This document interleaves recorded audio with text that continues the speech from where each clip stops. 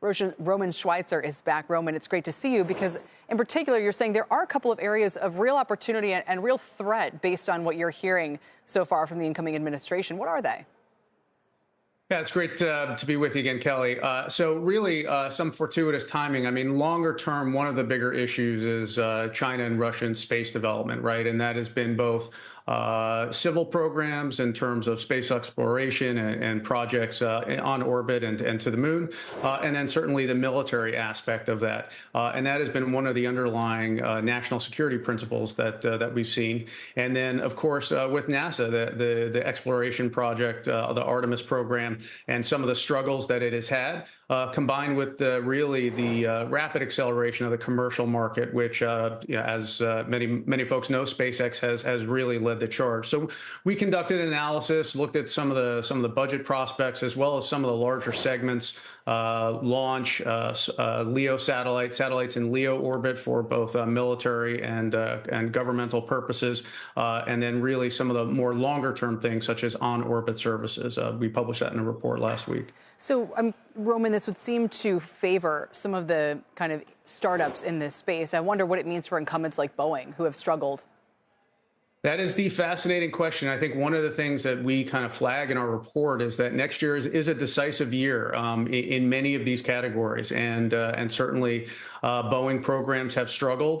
Both their NASA programs, whether that's Starliner or the SLS rocket, which has reportedly been considered for cancellation, and then certainly their ULA program, their joint venture with Lockheed Martin to build a Vulcan rocket to compete with SpaceX in the national security launch segment. So it is really a challenging time for the I would say the traditional space players, and really a lot of the newer entrants aren't burdened or saddled with some of the historical challenges that these companies have. Obviously, SpaceX has benefited. I think they were recently out there trying to do a capital raise at value that the number escapes me. It was 200 or 350 billion, just an incredibly large number.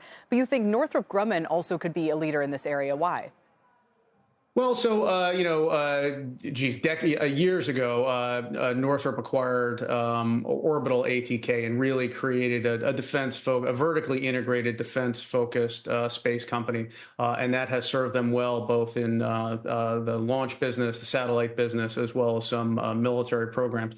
But they're also one of the leader in sort of the segments of on-orbit satellite servicing and something that military officials call dynamic space operations. That's really sort of the next gen of either using satellites or spacecraft as repair vehicles or refueling, refueling trucks or repair stations to actually go into orbit and fix satellites or refuel them in space. It's probably one of the more interesting areas that we see over the next 5 years. It's sort of the Wild West in launch and LEO satellites right now, but on orbit is really going to be one of the growth areas we see. I always love to learn a new term that we might OOS for. I think if I'm getting that right, some of the on-orbit services. On-orbit services. Okay, that's super interesting. Did we end up creating the Space Force under the last Trump administration? Because this does sound like an area that's going to be very, very busy. We sure did. And, I've heard from folks that, there's even a possibility that President-elect Trump may look to break off Space Force as its own independent branch. Right now, it's sort of still nestled under the Air Force. But certainly he has a major focus there. And then as well, former NASA Administrator Jim Bridenstine played a massive role in sort of shaping the Artemis program. And I'm sure Elon Musk and Jared Isaacman have their own perspectives on how that might look.